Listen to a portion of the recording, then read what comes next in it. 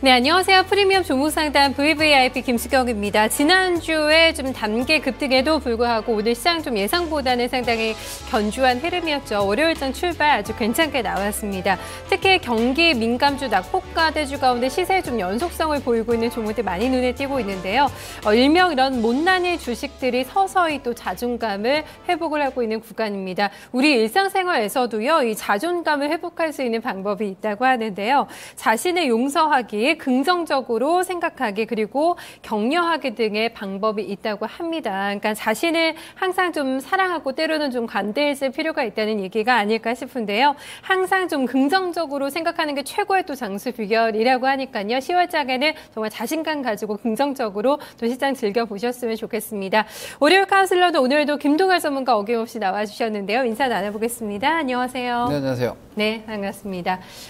이제 10월 들어서면서 점점 시장이 좀 괜찮아지는 것 같아요. 항상 이 시간을 통해서 낙폭과대지 어떤 경기 민감주에 대한 팁도 주셨는데 10월장 전망 좀 어떻게 보세요? 일단 저는 제가 경계하던 최악은 지났다고 보고 있어요. 그리고 좋은 쪽과 안 좋은 쪽, 즉 앞으로도 좋을 쪽과 앞으로도 안 좋을 쪽이 좀 명확하게 구분되는 시장이라고 보기 때문에 네. 어떻게 보면 되게 쉬운 시장인데 이 변화를 인정하지 못하고 계시거나 혹은 인지하지 못한 분들은 장이 오히려 너무 어렵다라고 느끼실 수도 있을 것 같습니다.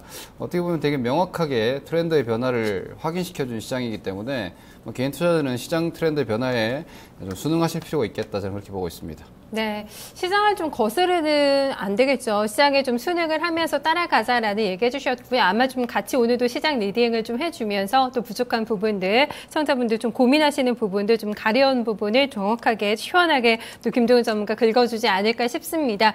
2000선을 회복한 구간에서 조금 더 위쪽으로 좀 자리를 바라보고 있는 시장인데요. 또 어떤 분 고민 안고 계실까요? 만나보겠습니다. 청자님 안녕하세요.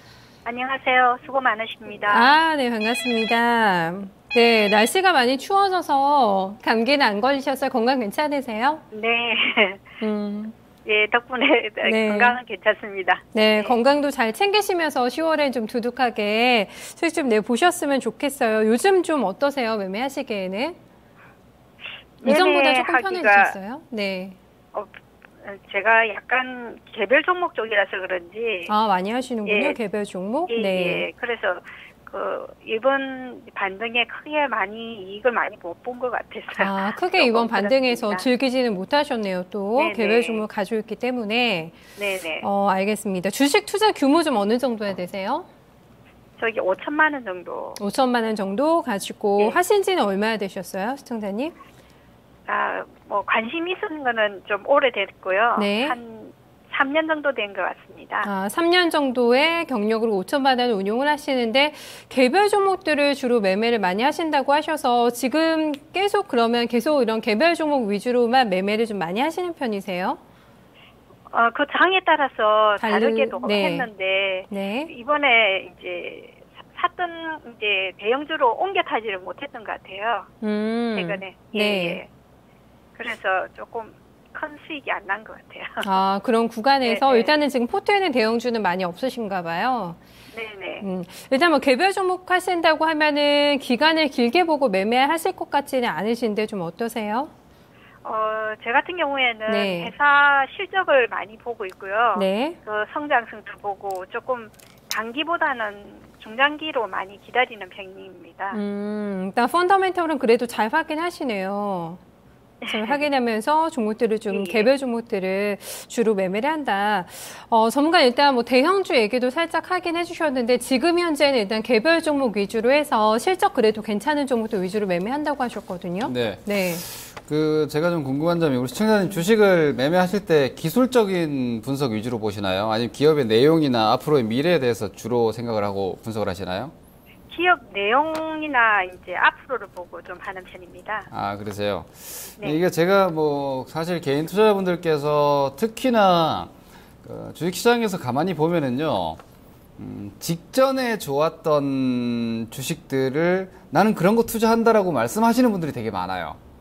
이게 무슨 얘기냐면은, 예전에 차화정 장세가 꺾이고 났을 때 개인 투자자분들께 어떤 주식을 주로 하시냐 그러면은 뭐 화학주 좋아한다, 자동차주 좋아한다 이렇게들 말씀을 하시는 분들이 많아요. 이번 같은 경우에도 성장주 장세가 한 1년 가까이 지속이 되다 보니까 지금 일반 개인 투자자분들께 이렇게 대화를 나눠보면 성장주 좋아하는 분들이 대단히 많거든요. 왜냐면 그게 이제 시세가 관념을 약간 바꿔버린 거예요. 주식은 성장이다. 왜냐면 그동안 한 1년간 올라갔던 주식이 다 성장했던 것밖에 없기 때문에 아, 주식으로 수익을 날려면 일단 기본적으로 성장주를 해야 되는구나라는 관념에 좀 사로잡혀 버리는 건데, 근데 제가 우리 시청자님께 좀 조언의 말씀을 좀 드리고 싶은 부분은요. 네네. 성장주는 그 기술적 분석의 범주보다는 성장주라는 어떤 마인드 자체는 그 기업의 미래 현금 흐름에 대한 투자란 말이에요. 예, 예. 제가 이전에 무슨 뭐 이탈리안 레스토랑을 비교로 해가지고 뭐 장사가 잘 되는데 월세 내면서 장사하는 집이랑 예, 예. 그 설명 드렸죠. 그게 가치주와 성장주의 차이인데 그건 앞으로 장사가 잘 된다라는 확고한 믿음이 있어야지 거기에 투자를 할 수 있는 거죠. 예, 예. 그죠? 원금 보전이 안 되니까. 예. 그렇기 때문에 사실은 저는 이렇게 말씀드리거든요. 과연 일반 개인 투자자가 성장에 대한 신뢰를 얼마나 가질 수 있는가? 어떻게 보면 이거는 기본적 분석의 범주거든요. 기업 분석의 영역이란 말이에요. 차트나 뭐 시장에 대한 분석이 아니라. 네. 그러면은 그 근거 자료들이 대체로 보면 간접 자료일 수밖에 없죠. 증권사에서 나오는 레포트라든지, 예. 그죠? 그네들이 기업 탐방해서 아 이거 앞으로 이만큼 좋아질 거다. 뭐 만 원 하는 주식을 목표가 뭐 2만 원, 3만 원 불러버리죠. 앞으로 좋아질 거다 하면서. 네. 근데 그걸 많은 투자자분들이 맹신을 해버리시는데. 저는 그 회사에 조금 주담하고 이렇게 통화를 직접 알아보시네요. 하는 편. 예. 그게 조금, 맞습니다. 예. 네, 그게 바른 방법이고요. 예. 주식 투자는 사실 주식으로 수익을 내는 데는 다양한 방법이 있거든요. 근데 그 가치 투자라는 측면은 좀 수치화된, 좀 계량이 가능한 어떤 뭐 가지고 있는 자산의 가치라든지 이런 걸 보는 거고, 성장이라는 건 어떻게 보면은 현재 사업성에 투자를 하는 거란 말이에요. 그렇죠. 그러니까 지금 진행하고 있는 사업성이 앞으로 1년 후, 2년 뒤에 지금 현재보다 훨씬 더 높은 가치를 받을 것이다. 네. 라는 데에 대한 투자를 하시는 건데, 그걸 제대로 하시려면요. 네. 손실을 보고도 견딜 수 있을 정도의 좀 뭐랄까, 제대로 된 분석과 그리고 어느 정도의 투자에 대한 관점을 명확하게 가지고 계셔야 돼요. 네. 그렇지 않으면은 보통 제일 많은 경우가 어떠냐면은 살 때 이거 왜 사셨어요 하면 성장 보고 사셨다 그러는데 네. 성장을 보고 샀다는 건 앞으로 더 좋아질 거라는 기대감을 가지고 주식을 산 거 아닙니까? 네. 근데 주가가 빠지면 그걸 못 믿어버리는 거예요. 네. 이해되시죠?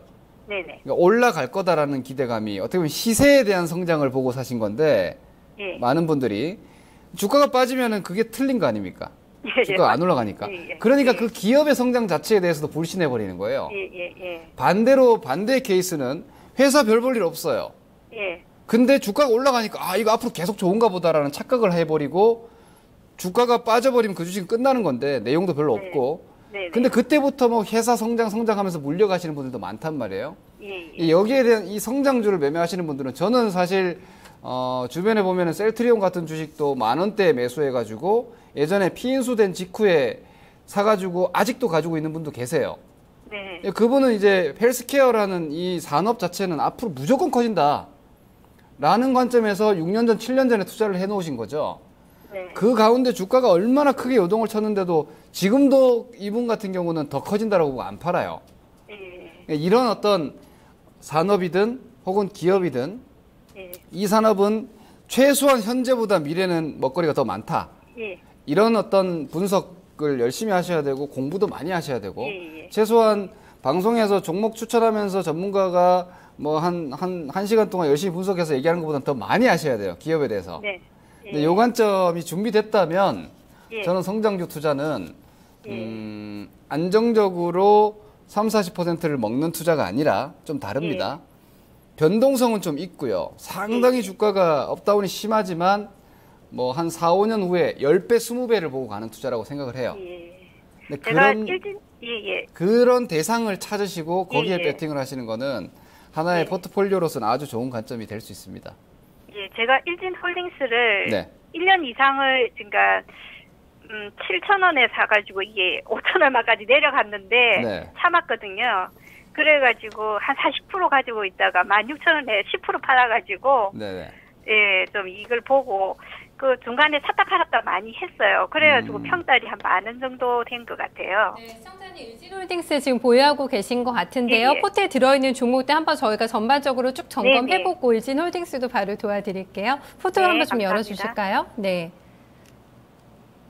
포트 들고 계신 종목들 한번 점검해볼게요. 시청자 어떤 종목 가지고 계세요? 예, 현대이피 네. 9,400원에 20%, 네.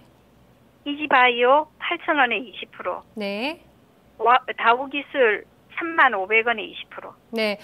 말씀해 주셨던 일진홀딩스도 지금 들고 계시고 전 종목이 지금 다 손실권이라서 좀 마음고생 많이 하셨을 것 같아요. 특히 일진홀딩스 얘기를 해주셨는데 바로 지금 김동일 전문가와 상담 도와드리겠습니다. 얘기 나눠주세요. 네. 네. 시청자님 지금 가지고 계신 것 중에서 앞서 말씀하신 정도의 어떤 미래에 대한 성장 투자 관점에서 들어가신 주식이 어떤 종목이에요? 다? 일진홀딩스하고요. 네. 현대이피도 회사가 많이 이제 실적이 많이 좋아진다고 해서 좀 들어갔고 네. 이지바이오 같은 경우에도 수급도 괜찮았던 것 같아요. 제가 네. 살 무렵에. 그리고 근데 이게 환율이 이게 많이 올라가 1,200원대로 가니까 이지바이오가 이게 아무래도 이게 환율 영향으로 이렇게 내려오던데 이제 다시 환율이 이제 많이 떨어졌으니까 괜찮다고 보고 있거든요. 실적이 괜찮아진다고. 그러면은 이게 실적이 아니라 산업에 대해서 가장 크게 보고 지금 장기적으로 가장 크게 보고 계신 건 일진홀딩스네요. 일진홀딩스. 예, 그죠? 예. 일진홀딩스 일단 먼저 좀 말씀드리겠습니다. 네네. 네. 아까 말씀하시는 거 보니까 제가 출연하는 이 VVIP 코너를 열심히 즐겨보시는 것 같으세요. 예. 제가 전에 네. 바이오주 하나를 투자한다라면 제가 일진홀딩스라고 예, 얘기했던 예. 적이 있을 거예요. 그때 말씀하시는 거, 예, 네네. 들었습니다. 왜냐면은 저는 일진홀딩스는 그 성장 투자 가능한 주식이라고 보고 있습니다. 왜냐면은 지금 일진홀딩스가 주가가 올라온 이유도요, 자회사 때문이죠, 아시다시피. 예. 알피니언. 네, 알피니언 메디칼 시스템 이 초음파 치료기, 진단 치료기인데, 예. 삼성 메디슨하고 같은 쪽이죠. 네네. 그러니까 지금 우리나라에서 헬스케어 산업과 헬스케어에 대한 어떤 기대치에서 기대감에서 삼성을 뺄 수가 없어요. 그렇죠. 왜냐하면 그룹 네. 자체에 대한 성장 동력도 그쪽에서 마련하려고 하는 포지션이 분명히 보이고 있고 제일모직으로 붙여가지고 이 관점으로 봤을 때 삼성 메디슨의 지금 평가액 자체가 한 1조 3천억 원대 이 정도 나오는데 지금 이 초음파 진단 치료기 쪽에 대한 가치 자체가 한 1조 한 3천억대 정도로 평가하거든요. 네. 근데 일진홀딩스의 지금 밸류에이션의 주가가 지금 올라 있는 한 12,000원대를 기준으로 봤을 때 이 알피니온의 시가총액 보유 지분 기준으로 봤을 때 시가총액을 현재 기준에서 한 3천억 정도밖에 평가를 안 하고 있어요. 예. 근데 이게 지금 일진홀딩스가 보유하고 있는 알피니온 메디컬 시스템 같은 경우는 매출도 제대로 지금 뜨고 있어요. 오히려 네. 눈에 띄게 빠르게 지금 매출이 고개를 들고 있는 상황이고 이 초음파 치료기 같은 경우에는 마진이 대단합니다. 단가도 엄청나게 높고 지금 이제 한 2대 정도 팔린 상황인데 이게 지금 임상 쪽에서 계속 괜찮은 성과를 얻고 있기 때문에 네네. 일진홀딩스의 가장 큰 주가의 리스크는요. 예. IPO예요. 얘를 계속해서 자회사로 끌고 가면은 그 주가에 대한 기대치를 일진홀딩스가 고스란히 다 가져가는데 네네. 이걸 기업 공개를 분명히 할 거란 말이에요. 그렇죠. 이후에 기업 공개가 되게 되면은 그 기업 공개에 대한 기대감을 일진홀딩스가 튀어 올라갈 거예요. 예. 그게 최대치 어떤 막 붐이 일었을 때 이 주식은 팔아야 돼요. 상장까지는 네. 가시면 안 되고요. 네네네. 그 관점으로 본다면 일진홀딩스는 제가 볼 때는 일진홀딩스의 이외 사업부 역시도 뭐 전주방송도 그렇고요. 일진전기, 일진다이아 이번에 어닝 서프라이즈 예, 나왔고 일진다이아가 굉장히 좀 평가가 네. 좋다 하더라고요. 밸류에도 괜찮습니다. 그러니까 이거는 어떻게 보면은 현재로서는 일진홀딩스는 일진다이아나 그리고 자회사들 지분법 평가 이익과 그리고 연결 이익에 대한 주가의 프리미엄도 붙은 상태에서 지금 현재 저는 제약바이오 헬스케어 쪽에서 뭐 많은 분들이 한미 사이언스 이런 거 얘기하지만 그런 것들은 이미 다 해먹은 주식이라고 저는 보고 있고 아직도 언제든지 삼성 쪽에서 뭔가 강화시켜주면 같이 붙을 수 있는 쪽이 일진홀딩스라고 보고 있거든요. 네. 근데 이것은 현재로서는 완전히 정형화할 수는 없어요. 수치 자체를 계량해가지고 이 정도 밸류가 딱 나온다고 볼 수는 없는데 네. 그런데 지금 삼성 메디슨이 장외에서 거래가 되고 있기 때문에 실질적으로 돈이 오가면서 거래가 되고 있기 때문에 네. 이 삼성 메디슨의 자산 규모라든지 현재 매출 규모라든지 이런 부분들을 놓고 평가했을 때 제가 볼 때는 일진홀딩스가 보유하고 있는 알피니엄 메디컬 시스템의 시가총액 즉 지분 평가 자체는 삼성 메디슨의 장외 시가총액 대비해서 한 50% 정도까지는 될 수 있다고 저는 봐요. 네.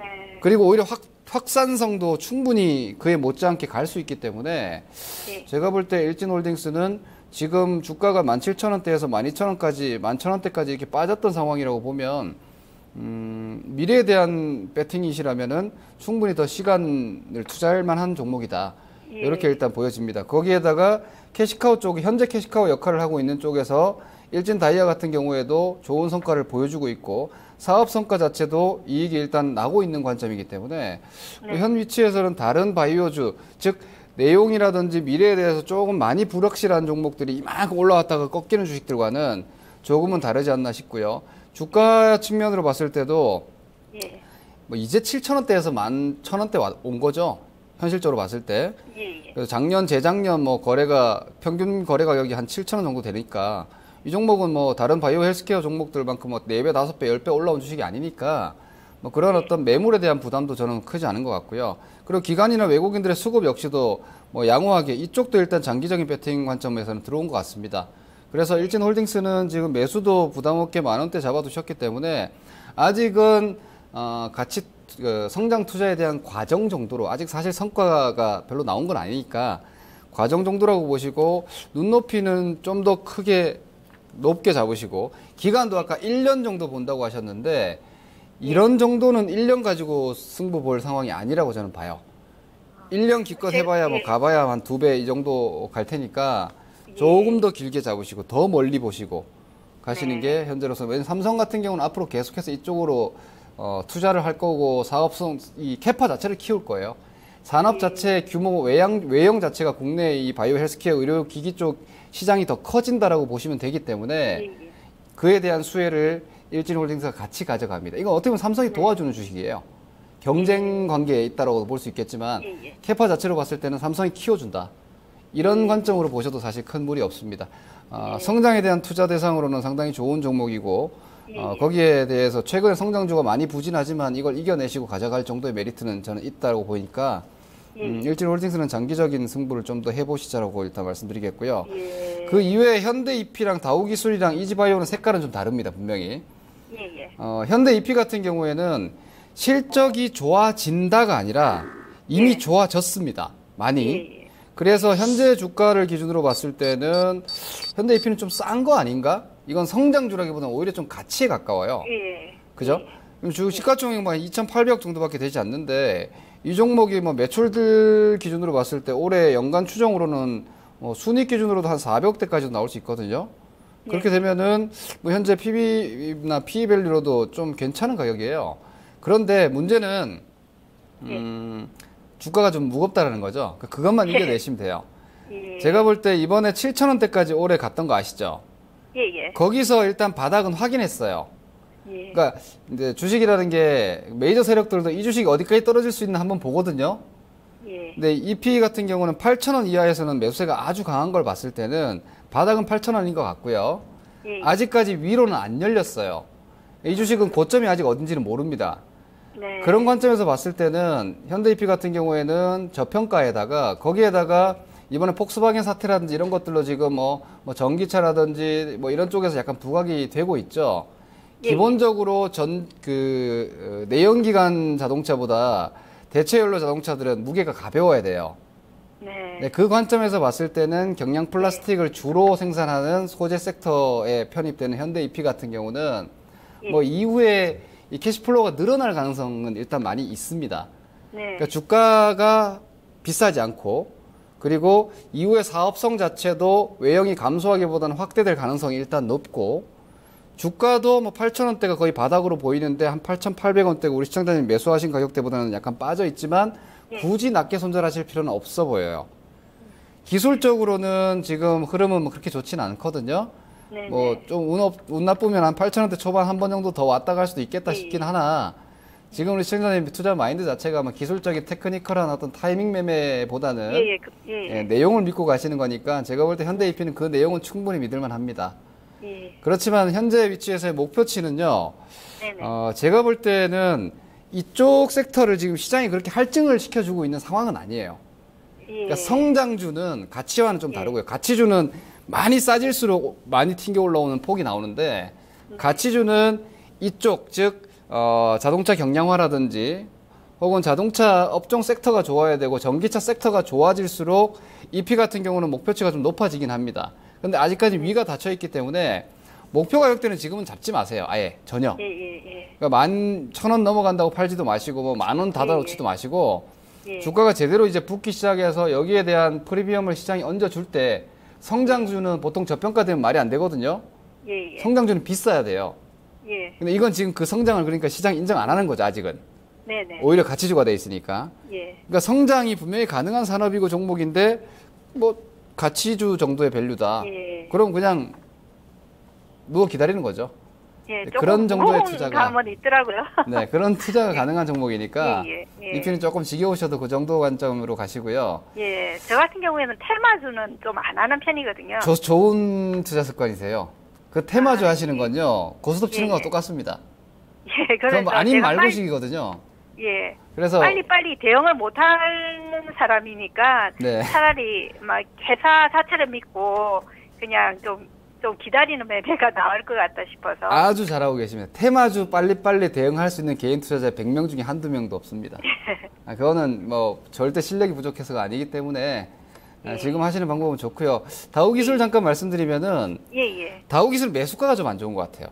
제가 그때 조금 추격 매수를 한 것 같아요. 저도 다우기술이라는 종목을 좋아하기 때문에 이 주식이 저는 15,000원 이하 뭐 만원대일 때는 진짜 너무 싸다. 이건 뭐 사놓기만 하면 무조건 올라갈 주식이다라고 보일 정도로 쌌는데 지금은 이제 어떤 양적인 가치로도 좀 적정한 수준 아닌가?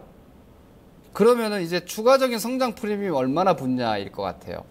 그러니까 다우기술이 대표적으로 옛날 자산주에 속했거든요. 자산주라서 재미가 없었어요. 만년 저평가 주식이었는데 그래서 지금 주가가 지금 뭐 사실 한 5, 6년 기준으로 봤을 때는 한 7배 정도 올라온 거죠. 그 정도 올라오고 보니까 이제 자산 가치 대비해서는 뭐 3만 원 정도 시가총액 한 1조 한 2, 3천억 봤으면은 키움증권 보유지분 평가액이라든지 여타 자회사, 손자회사들 평가액 등등등 감안하고 실적 나오는 거 갖다 붙여도 뭐 적정 수준이네 이제 이 정도까지는 올라왔어요. 근데 우리 시장의 매수가가 3만 원이면 은행 그 말이 있을 그때 조금 제가 들어간 것 같아요. 이렇게 보셔야 됩니다. 그러니까 핀테크는요. 핀테크는 쉽게 말씀드리면은 다우기술, 키움증권 이쪽 컨소시엄이 아직 구성도 안 됐어요, 제대로. 지금 현재 컨소시엄이 구성된 쪽은 이 다우앤 키움 이쪽은 아직 이번 1차 선정에 안 넣었어요. 안 넣었다고 그러더라고요. 그게 넣지도 않았기 때문에 아직은요, 그냥 미완의 대기일 뿐이에요. 그리고 그 기대감으로 주가가 지금 키움증권, 다우데이터, 다우기술 다 올라왔거든요. 그러니까 2차적으로 더 올라가려면 1차 사업자 선정에는 넣지도 않았기 때문에 2차 사업자 선정이 됐을 때 일단 기본적으로 거기에 대해서 컨소시엄을 구성해서 넣어야 되고요. 선정이 되지 않으면 이거 꽝입니다. 그렇죠. 예를 들어서 그룹사의 어떤 전력을 투구해가지고 그쪽으로 일단 오퍼를 넣었는데 안 되게 되면은 인력 손실부터 해가지고 누수가 발생되고 매집했던 세력들이 빠져나와 버리겠죠. 그리고 원래부터가 다우기술은 성장성이 없으면 항상 저평가였던 주식이니까 다시 내려갈 수 있습니다. 그렇기 때문에 제가 볼 때 다우기술은 좋은 회사고 그리고 실제로 핀테크 사업자 선정이 되지 않더라도 하고 있는 사업 자체가 다 미래지향적이기 때문에 기본적으로 주가는 어느 정도는 잡아주겠지만 다시 한번 뭐 3만 원대 중후반 이상, 4만 원대 이상을 가고 시가총액 뭐 2조 원, 3조 원 이렇게 가주려면 차라리 다우앤 키움그룹이 핀테크 쪽에 이후에 사업자 선정이 됐을 때 지금보다 30% 높게 사세요. 그게 낫습니다. 왜냐하면 그 사업 자체는 앞으로 확장성이 훨씬 크기 때문에 예. 확인하고 가셔도 될 만하다는 거죠. 예. 되지 않겠냐라는 기대감은 지금 반영되어 있는 주가예요. 예. 그럼 한 단계 지금- 더 가려면은 됐다 이게 돼야 되는 거죠. 예. 그러면은 지금 한 얼마 정도의 매도를 3만 원이면은 박스 중간 정도에 사신 거거든요. 예, 예. 제가 볼 때는 뭐 26,000원이나 5,000원 이하에서까지 파실 필요는 없는 종목이고요. 예, 예. 싸움할 수 있는 가격대가 계속 3만 원이에요. 그렇죠. 그러니까 본전이나 아니면 예, 조금 예. 잘못 샀으니까 뭐 예. 약간의 손실 정도 예. 매도 목표를 일단 잡으시고 예. 이 종목은 앞서 얘기했던 확고한 미래에 대한 투자도 아니고요. 그리고 네네. 이제는 다우 기술이 아주 막대한 저평가도 아니고 예, 조금 예. 가격적으로 어정쩡한 포지션에 왔어요. 예. 조금 더 저도 공부해서 더 이번에 좋은 종목이 그러니까, 있으면. 예, 안 따라 하려고 그랬는데 네. 뭐 인터넷 계속 너무 그런 쪽으로 많이 몰려서 저도 조금 한번 담가 본다고. 그러니까 우리 어머님처럼 예. 매매를 이렇게 기간을 두고 기업에 투자하시는 분들은요. 예. 장중에 주식을 고르지 마세요. 절대로. 예. 예. 장이 열리고 있을 때 매매를 절대로 결정하지 마세요. 네네. 기업 투자하시고 장기 투자하시고 내용에 베팅하시는 분들은요. 공부도 마감하고 하셔야 돼요. 예. 저도 종목 연구를 할 때요. 저는 장중에 종목 연구는 안 해요. 절대로. 예. 예. 시세에 대한 움직임에 그 냉정함이 조금 잃을 수가 있거든요. 그 시세 때문에 예. 별거 아닌데도 되게 좋아 보일 수도 있고 이렇단 말이에요. 그렇죠. 오히려 네. 공부도 그렇고 결정도 이 주식 정말 좋구나. 다음 주에 사야지, 내일 사야지 이렇게 결정하시는 게 좋으니까 네네. 그 실수를 줄이시는 하나의 요령 점을 말씀드렸고요. 네네네. 이지바이오 같은 경우에는 이게 사실 바이오자가 붙어 있지만 뭐 아시다시피 네. 사료 배합 뭐 이런 쪽입니다. 그렇죠. 그래서 뭐 현재 주가 움직임으로 봤을 때는 이 종목은 성장보다는요, 이거를 뭐 이 배합 사료라든지 이런 쪽으로 뭐 성장성이 크다라고 레포팅이 되고 있긴 하지만 네네. 제가 볼 때 이지바이오는 그냥 돈 버는 정도로 주가 올라가는 정도라고 보여집니다. 그러니까 네. 현금 흐름이 좋아지면은 주가 좀 올라가고, 예, 예. 현금 흐름이 좋아진다는 거는 이 사료업체 같은 경우는 기본적으로 뭐 환차선도 예. 나올 수 있고, 예, 예. 그리고 비용이 크게 들어갑니다. 그렇기 네네. 때문에 재무적으로도 좀 특징이 있어요. 그래서 현재 어떤 영업 흐름의 주가가 상당히 밀접하게 움직입니다. 지금 좋으면 당장 올라갑니다. 예, 예. 그리고 뭔가 곡물가 움직임이나 환율이나 이런 게 안 좋으면 당장 떨어집니다. 예, 예. 이런 식으로 움직이는 종목이기 때문에 사실 제가 볼 때 가치 투자형 종목이보다는 실적형 투자라고 보셔야 될 것 같고요. 예, 저 가치 투자는 아닌 것 같아요. 네, 그래서- 밸류에이션은 이 정도 주식은 많다 정도 비싸진 않은데 예. 네, 그렇게 예. 보이니까 매수가가 지금 8,000원이시죠? 예, 예. 조금 높게 사셔가지고 지금 떨어져 있는데 무턱대고 그냥 밑으로 던질 종목은 또한 아니고요. 예, 예. 8,000원을 넘어서기 위해서는 쉽지 않을 것 같아요. 다시 8,000원 넘는 거는 현재 구간에서는 시간이 꽤 오래 걸릴 수 있고 쉽지 않을 것 같기 예. 때문에 예.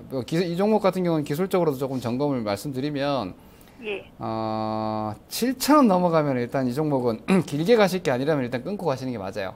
7,000원요? 네. 그러니까 예. 만약에 이 주식을 수익까지 내겠다 그러시면은 기간을 이 주식의 기본적인 주가 등락의 구조로 봤을 땐 6개월 이상이 걸리고요.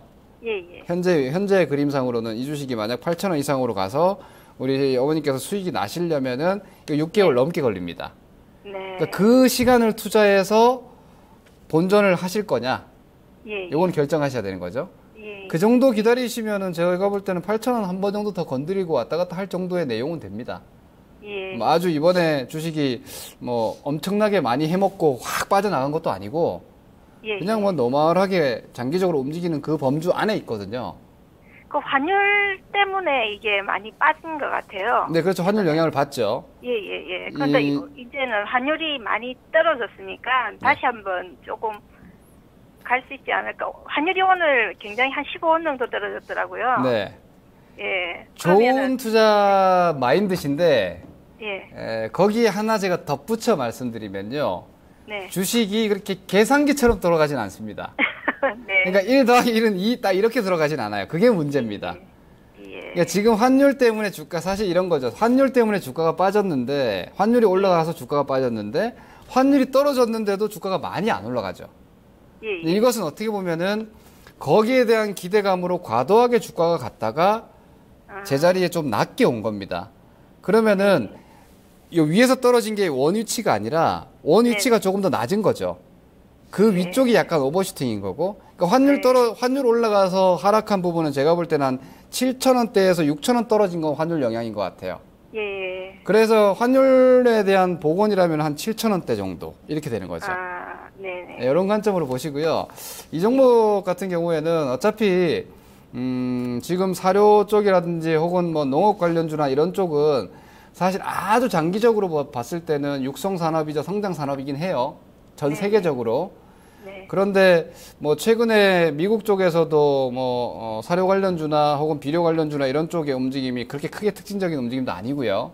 네. 그래서 이지바이오도 제가 볼 때는 뭐 맥스로 보시면 한 7,500원.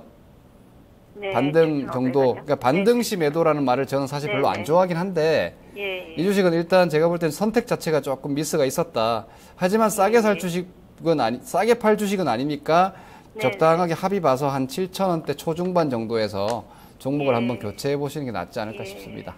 근데 요즘은 이제 종목 사기가 좀 쉽지가 않은 것 같아요. 이제 제가 한 팁은 이렇게만 드릴게요. 예. 지금 시장이 가치를 보잖아요. 예. 지금 가치를 보고 있습니다, 분명히. 이 가치를 보는 흐름이 당분간 뭐 한두 달 이상 갈 수 있어요. 네. 근데 지금 우리 시청자님께서 하시는 가치, 그러니까 성장형 투자랑 가치 투자는 완전히 반대쪽이거든요. 예. 그러니까 싼 거를 시장이 인식하고 싼 데에 대해 베팅하는 장이면요. 예. 미래에 베팅하는 성장 쪽에서는 돈이 오히려 빠져버리는 거예요. 예. 그러니까 성장 쪽이 다시 좋아지려면 싼 주식들이 안 싼 정도가 돼야 됩니다. 그러니까 사실 지금 올라오고 있는 가치주들이 업황이 좋다거나 실적이 좋다는 그런 거의 없어요. 예. 거의 없거든요. 그러면 어떻게 되냐면 이만큼 쌌던 주식이 이 정도까지 올라오면 이제 싸진 않네. 그럼 주가가 더 올라가려면 어떻게 돼요? 더 좋아져야 되죠. 예. 근데 더 좋아질 게 없단 말이에요. 자, 이제 그러면 싸지 않아. 그럼 좋아질 게 어디야? 다시 성장. 이렇게 가는 거죠. 그래서 그 기간을 일단 지금으로서는 기다리셔야 되고요. 만약에 가치로 가실 거면은 빨리 좀 이동하셔가지고 가치주가 움직이는 동안 짧게만 한 10%, 20% 취하고 빠지셔가지고 다시 좋아하시는 성장 쪽으로 이동하시면 됩니다. 근데 지금 가치주에 지금 바닥에서 좀 꽤 올라 있는 상황인데 네. 지금 선뜻 들어가가지고 도로 물릴 것 같은 느낌이 들어가가지고 기업 내용을 보실 줄 아시니까요. 바닥에서 얼마 올라왔는지 보지 마시고요. 예. 절대적인 가격을 보세요. 아직도 싼 주식은 많이 있어요. 그걸로 보시면 됩니다. 네. 시청자님 더 궁금한 거 없으실 것 같아요. 1대1로 오늘 집중 과외 받으신 것 같아서요. 네. 진홀딩스도 비중 많이 실으셨는데 답답하다고 하셨는데 자세하게 진단 도와드렸으니까요. 좀 참고하셔가지고 전략 잘 세워보시기 바랄게요. 고맙습니다. 네, 감사합니다.